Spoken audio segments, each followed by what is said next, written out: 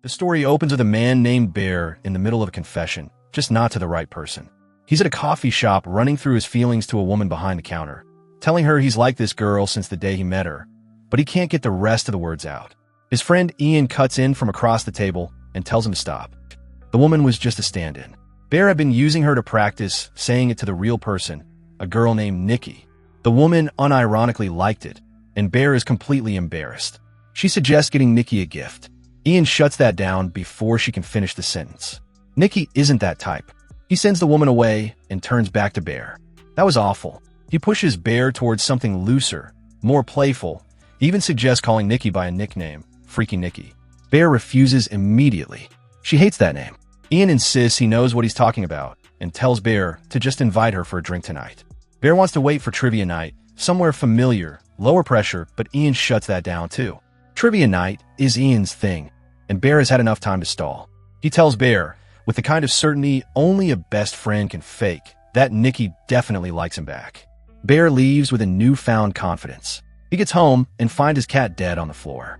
He had left his medication out, and she got into it. He stands at the fridge for a moment, then closes the door and cleans the mess up alone. That evening, he's scrolling through his phone when Nikki calls. She apologizes for going quiet all day and asks if he can make it a trivia night. She has things she needs to tell him. She's leaving in 2 weeks and running out of time.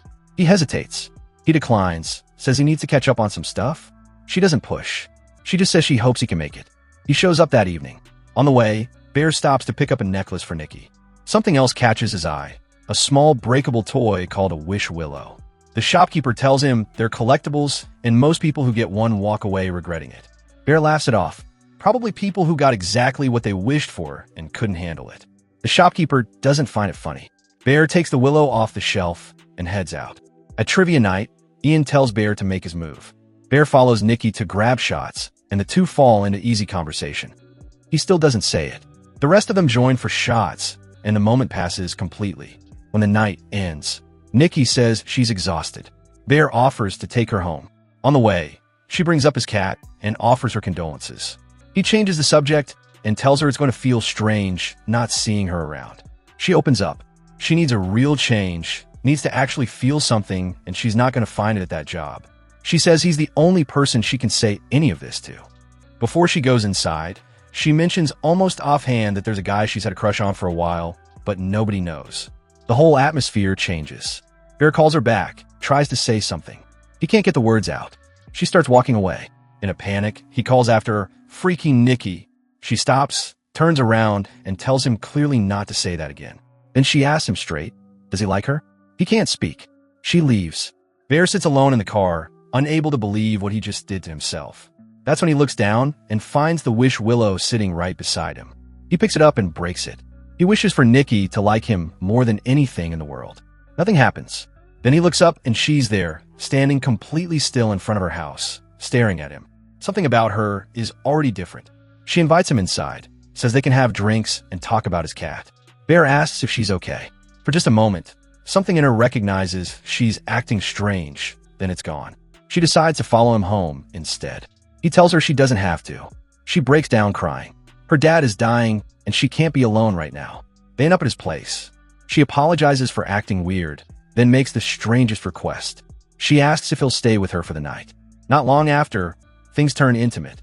Then Nikki suddenly pulls away, frightened. She blames it on a panic attack. The moment collapses. That night, Bear sits alone at his computer and searches everything he can find on the wish willow. The internet is completely torn. Half say it's real, half say it's a hoax. None of it helps. He gives up.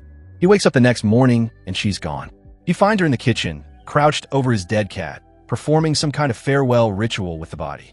They get to work not long after, and Ian pulls Bear aside the moment they arrive. Bear tells him everything. She stayed over.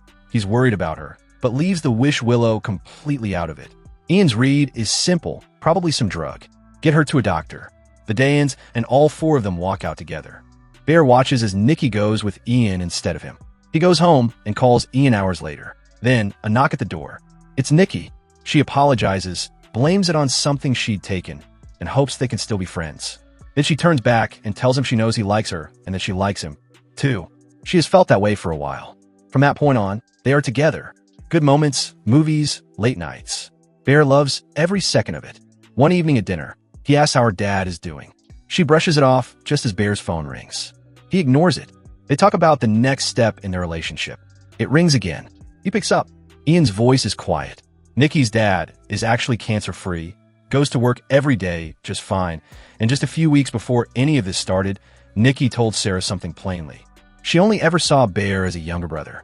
Bear ends the call, returns to his seat with a different face. He's about to say something when she reaches into her bag and pulls out a gift, an heirloom from her mother. She tells him she loves him more than anything in the world. Bear sets it down on the table between them. Did your dad really have cancer? Nikki stares at him for a moment. Then she starts laughing, saying no over and over, each one landing slightly differently. He calms her down. She asks why it even matters. He tells her it doesn't, but something has shifted between them, and they both feel it. The next morning, she's gone from the bed. He finds her hiding in the corner of the room, refusing to move. She breaks into tears. She can feel he doesn't love her as much as she loves him. Her voice rises until she's screaming. Why don't you love me? She moves sideways along the wall toward him, slow and deliberate, then stops suddenly and gets in a bed beside him. She screams anytime he tries to get up. The next morning, Bear notices something. He asks if Nikki cut his hair while he was sleeping. She admits it. He tells her not to do it again and says they need to talk about last night. She blinks at him and says she had a dream.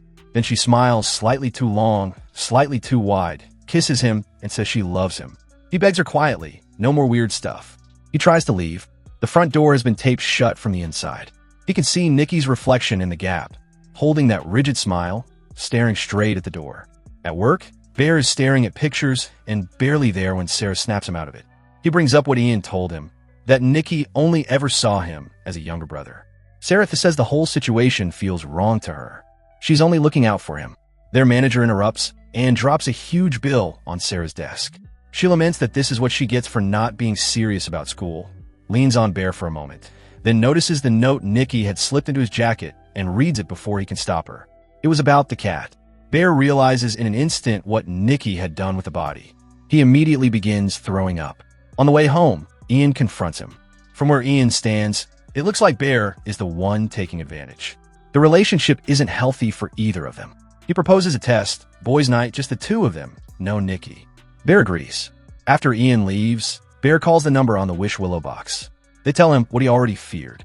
The love isn't real, it can't be changed, and it can't be reversed. As long as Bear is alive, Nikki will stay exactly like this. The man puts her on the line briefly, just to make the point. All Bear hears is her screaming. He gets home and finds Nikki in the same spot, covered in sweat and vomit. She's ashamed. She apologizes and promises to clean up. While she showers, Bear confronts her about the cat. His voice shakes. He tells her she can't keep doing things like this. Then he mentions the boys' night invite. The room goes silent.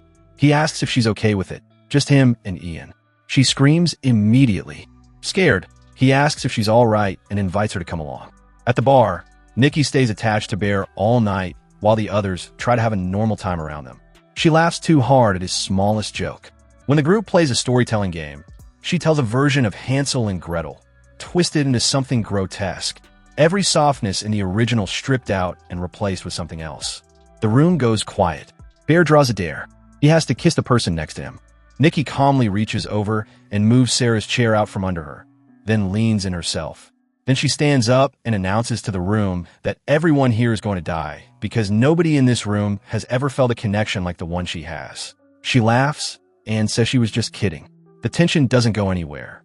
Then Nikki grabs a broken bottle and starts driving it into herself, screaming. The room freezes. Bear is unable to move. He watches her bleed in front of everyone, then takes her home. Alone, he tries to reach whatever part of her is still underneath. She looks at him and says she's just freaking Nikki. He tells her they need space. She falls apart. They scream at each other across the room. He begs her to just be Nikki. She breaks down yelling that she'll be Nikki over and over until the words lose all meaning. Then she walks backward into the bedroom in a horrifying way. Seconds later, he hears crashing and things breaking. When she comes back out, her voice has gone somewhere far away. She says she'll be cold soon. Her hands feel like sand. She speaks quietly about letting go, pain and regret slipping away, releasing everything she once held until there's nothing left. There's nothing left, and Bear wakes up with her in his arms. He gets a message from Sarah. She wants to see him. Come now, or she's coming to him. He eases carefully out of the bed. Nikki's eyes open before he reaches the door, but the voice coming from her this time is different. It's Nikki.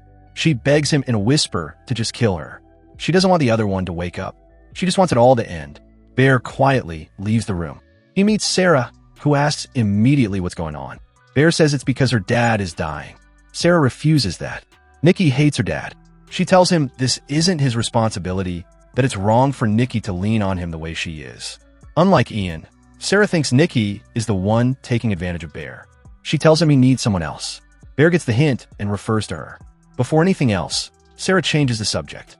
She tells him about a letter she got from the school she's always dreamed of going to. She hasn't opened it yet. They're both sitting with it, both smiling, when she suddenly stops. She reveals something deeper. Ian had been having an affair with Nikki all along. She thinks this whole situation was Nikki's way of getting back at him. Before Bear can respond, Nikki opens the door and brings Sarah's head down in a brutal motion. It's over before either of them can react. Then she turns to Bear, completely calm. This was his fault, his wish. Now he has to help clean it up. They move the body together. When they're done, Nikki tells Bear she'll handle the rest. He drives home alone. Sarah's bloody admission letter is sitting on the passenger seat. She got in. Bear breaks down, screaming in the car, completely undone. He goes back to the shop and confronts the attendant, furious that this man sells these things to people. The attendant doesn't react at first, but when Bear starts to break down and tells him everything that happened, the man asks what he actually did. Bear tells him. The attendant says reversing it is impossible, but there's one chance. Someone else could use a wish willow to free her, as long as that person genuinely wants her free. Bear grabs one immediately and makes the wish. It won't budge. He drives to Ian's place. Ian is already spiraling. Sarah has been texting him over and over to come to Bear's house, and he can't explain it. Bear lays everything out and shows him the willow. One wish left, the only one. He needs Ian to use it to wish Nikki free. He tried his best explaining everything, but Ian doesn't buy it. He yells at Bear to stop playing around. Bear explains it's real and limited to only one wish. He wants Ian to wish for Nikki's freedom, but Ian wishes for $1 billion instead, and Bear collapses in defeat. He runs home. Instead of Nikki, he finds a grotesque shrine and Sarah's body. Nikki screams at him, asking why he can't just love her. Ian follows Bear inside and tries to talk her down. She shoots him without hesitation. Bear screams that he loves her. It's enough to bring her down. He holds her while she fades, telling her he'll fix everything. She says they'll be together forever. Then she feels the small shake of his head, and it starts again. He locks himself in the bathroom.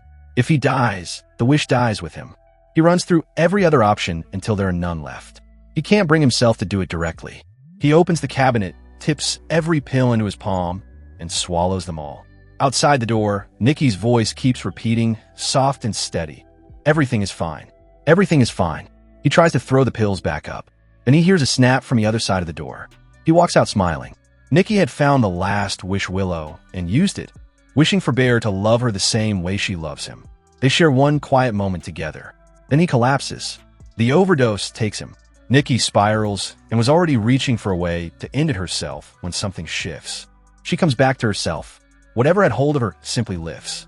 She's sitting in the middle of everything that happened, with no way to undo any of it. She breaks down crying. And with that, the movie comes to an end.